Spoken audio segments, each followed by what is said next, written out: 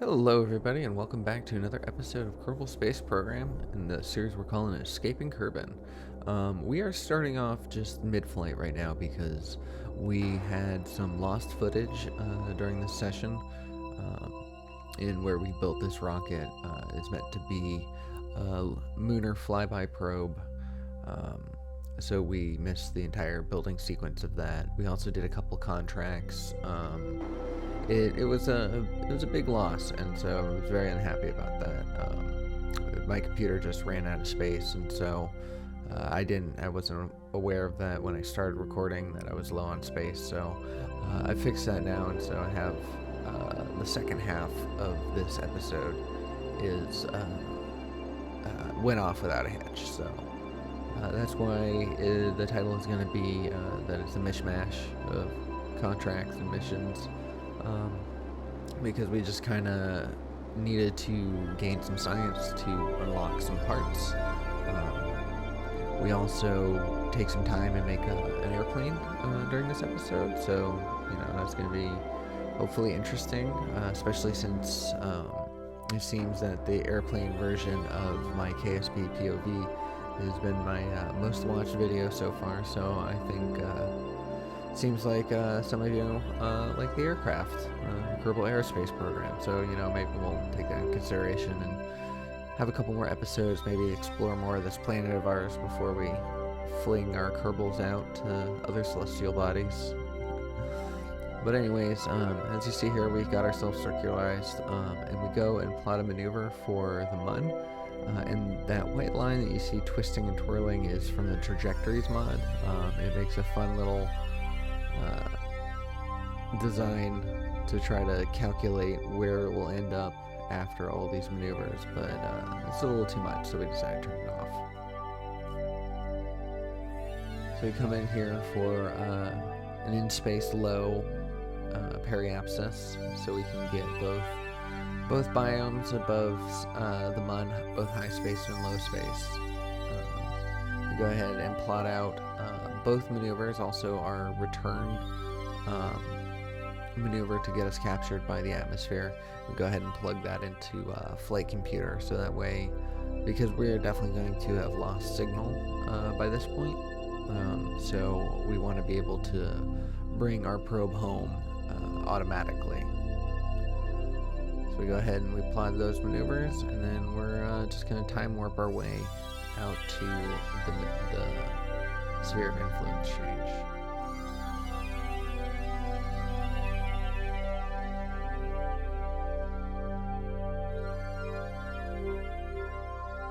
Excuse me, not the sphere of influence change, the transfer burn.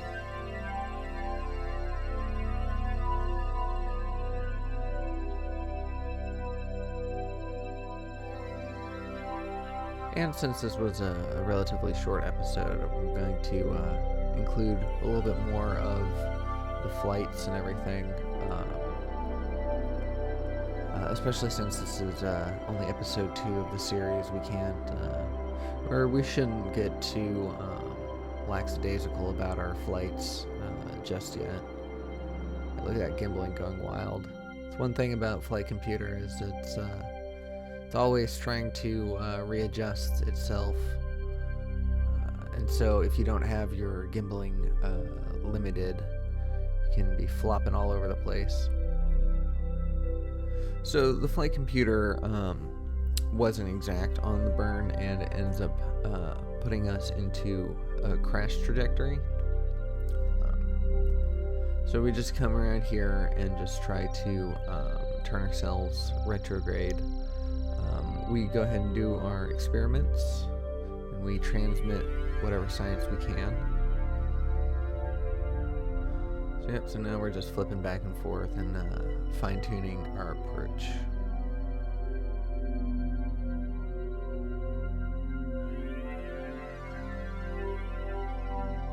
Just get nice and low.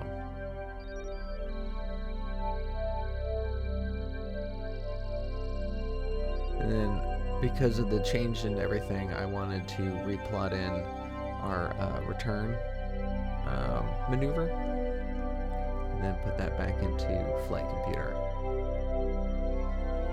And so yeah, so now all it is just a matter of getting ourselves pointing the right way and time warping until we reach the Mun. Or the Mun sphere of influence anyways.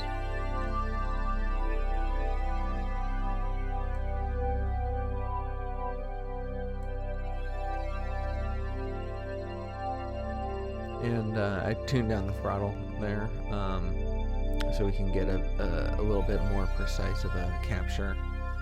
And then I just reprogrammed Flight Computer for the new figures. So we time warp a little too fast, and the Mun comes up on us pretty quickly. But we're in low space, so I go ahead and I go do the experiments, only to find out that we have no electrical charge remaining. And two of the missions that we took require us to transmit science from around the Mun, and we weren't able to do that. We just look on as our craft passes by the dark side, and try to figure out what we're going to do. None of the experiments are operational. None of the experiments are operational. So I just time warp a little bit and try to get outside of the Mun sphere of influence. I am hoping that the flight computer will still be able to execute its maneuver. So I go and I time warp closer to it. I put myself in cinematic view, hoping to see the engines fire, but nothing happens. And I realize that this is now dead in the water. I go ahead and change it and rename it to debris and rename it to trash. And that's all I can really do. It did give us some science, so that was nice. It gave us. We also did a couple more experiments in between these two. And we picked up a contract to take a couple tourists on an underwater adventure. So we go and we fill these containers with metal ore to weigh it down, and then we went ahead and tried to launch it off the launch pad, only to realize that we didn't have any life support on it. We needed to bring them down for 5 hours or 5 minutes, and they only had 4.5 minutes worth of life support on there. So I go ahead and I try to add a few more capsules to see if maybe some of the capsules came with life support, but it did not.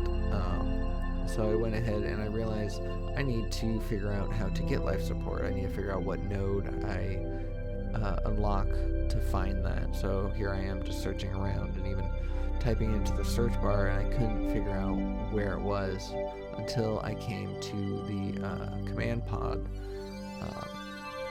node, and we are 2 behind that. So I go ahead and unlock the first one in front of it, but I need more science to get the second one. So I go ahead and just grab a few more contracts. One of the contracts I grab is to gather science around the KSC. So we end up doing that a little bit later. Here it's just a parts testing contract. We're going to do 2 at once, both the engine and the heat shield get to be tested. We make some money from doing some more contracts. We get a couple achievements, so that's nice. Going to definitely help our space agency to have as much money as possible in this early part of the game, because soon we're going to have to be sending a communication network not just above Kerbin, but above the Mun and potentially Minmus as well. I did forget to mention that we are playing with research bodies. So I just did 2 more contracts right there. We are playing with research bodies, which means that not every celestial body is known at the beginning. So there's that. But this time we are playing with Minmus being discovered. So here I am just taking the science rover out. I readjusted it to fit the experiments necessary for this contract, and I didn't feel like really warping to daytime, so I went and did this at night. However, because I did put headlights on it, but I was not prepared for how little light those headlights actually gave. So apologies for this. This mission is done pretty much in the dark. There you saw me do a first-person view of it, but it just wasn't showing me enough, so I decided to come back into third. I'm just rocking forward, using those engines on the back of it to really propel me. I went ahead and did the mystery goo for that place. I turn around and I'm going to the space plane hangar. Went ahead and did my experiment there. Then the next place is called KSC. It requires you to go to the KSC. It doesn't have a specific location.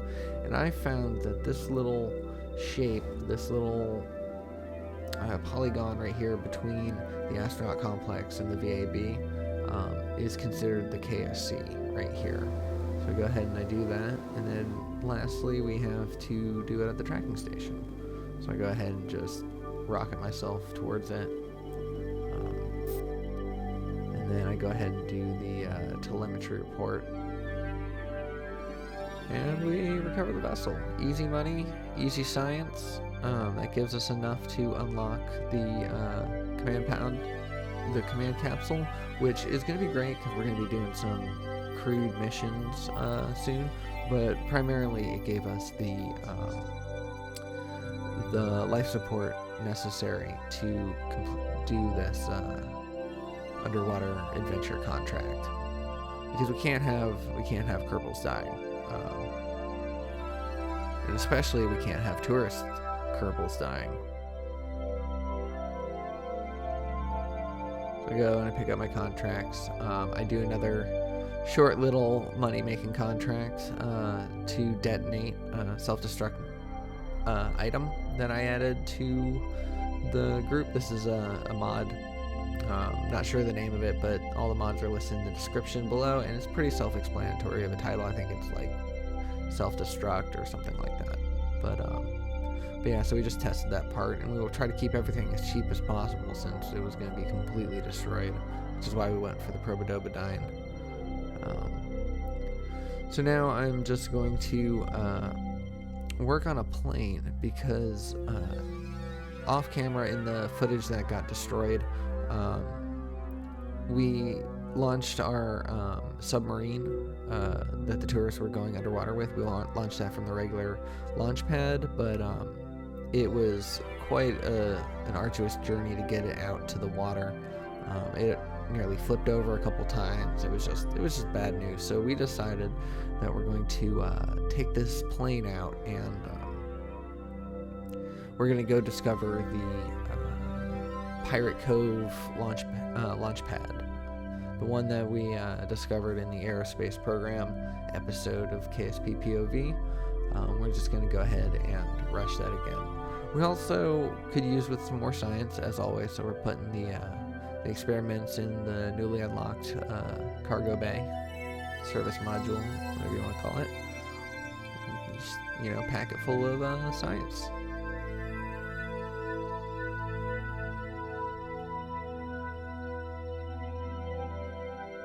So yeah, we started a simulation, because we want to make sure that this plane can fly, that it doesn't start flipping over all over the place. Look at that, missing the internal view already. I got pretty used to it.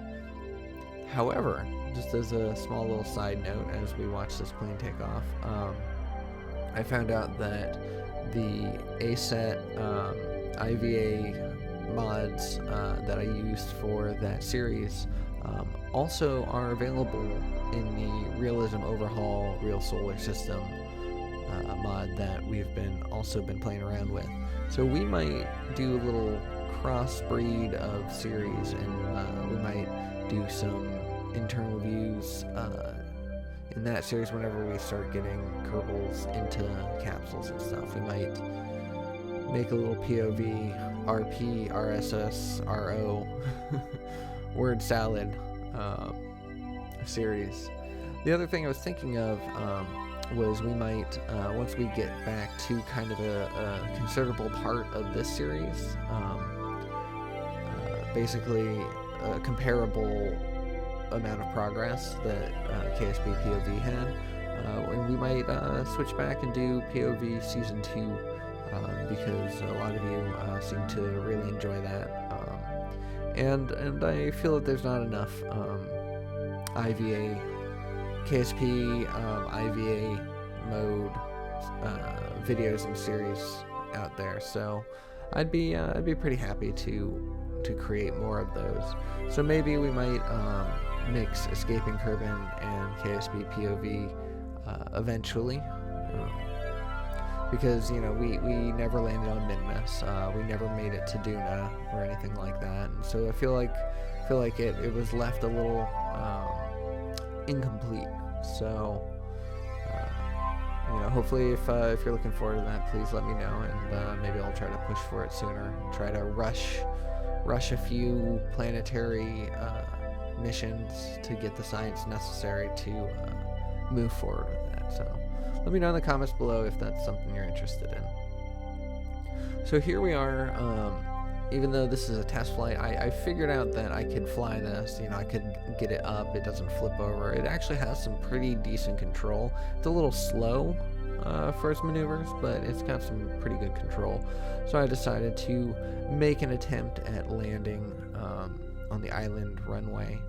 I am very bad at flying planes, as you can see. I was struggling quite a bit, but practice makes better, and I figured instead of just terminating the simulation early, I'd pay a little bit extra money, but we would make use of it and try to learn how to land. So we're just trying to line ourselves up with the runway, and we're doing a decent job, but of course we're coming in way too fast. And then I realized at the last minute the runway was actually lifted up a little bit higher than the ground level was, and so I had to pull up real hard. But at this point I realized I went up way too far and I wouldn't have enough runway to stop, so I just panicked and hit the stage button, which brought our parachutes out and brought us to a very nice, cool landing. And this is how you land planes, right? You just throw out the parachute and hope for the best. So yeah, so that simulation taught us everything that we need to know. One thing it taught us is that we didn't have a communications antenna on there, so we weren't able to transmit back the crew report that we took. So yeah, so we just threw that on there, made an action group for the engines cut off, so that way we didn't have to do it manually in case we decide to pop the parachutes and use that for landing once more. But yeah, now we're in the real deal. No simulation here. We're just going to fly it up. And of course I was in cinematic mode and I started to veer off the edge of the runway. So I had to just quickly jump out of that and recover the craft, because just because we simulated it and it worked correctly doesn't mean that the pilot can just not pay attention to what they're doing. So I make a rough estimate of where it's at, and I plot in a little waypoint using the mod waypoint manager. And I do my crew report, and I go ahead and transmit it. Everything's going pretty smoothly.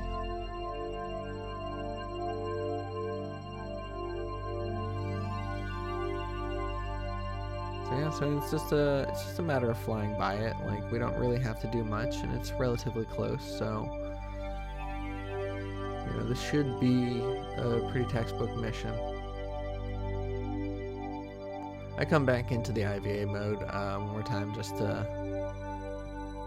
look around.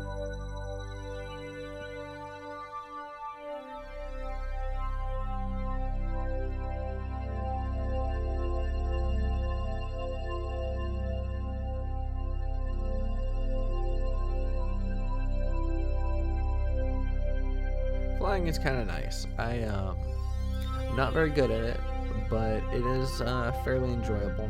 The thing about flying, though, is it's just tedious because time warping is not a very good idea. For the majority of the time, time warping is a bad idea because it's not time warping, it's physics warping, and you can really mess up things that way. It's about this time that I notice, to my left, I noticed something in the dirt there, and so I start to think that I had gotten my location wrong, and that little object in this cove right here is actually the launch pad. So I just hook a sharp left to check it out. Even if I'm incorrect, I still have the waypoint set, so I can recover from that pretty quickly. And I was incorrect. It was just a little body of water. So I just, gain a little height to get over these hills and reposition myself towards the marker, and it actually ends up working out because we get some more science out of going over this biome. We might actually take an episode and just load up a plane with a whole bunch of experiments and go see how many biomes we can fly over and just gather the experiments from the ground. And then as I fly over, I spot one of the baobabs from the Breaking Ground DLC that we had spent so much time trying to find when we had done the little rover mission. Just seeing it without the ground scatter and seeing how easy it is to find in just the stock visual enhancement KSP was a little frustrating. But now we know if we have to do that mission again, we know where to find it. And better yet, after we pass over this launch pad, you'll actually see 2 more of them. So we have an even closer set of baobabs to do whenever we need to. So just as we go ahead and fly over, we get the notification that we have discovered this launch pad, and we can now access it from the VAB. So that's very nice. It's good to have that unlocked so early. We won't use it very much. Oh, yep. See, those are the 2 baobabs. So already planning my rover missions whenever we get the technology. And so once again, I go for the lazy landing method. Just kill my engines and come down on my nose. It's a textbook. This is what Jebediah had in mind whenever you mentioned, hey, go land this plane. Jeb would be proud.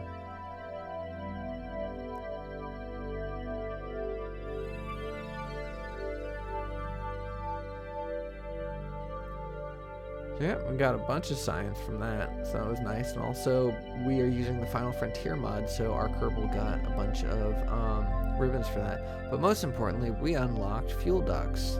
So now the fuel duct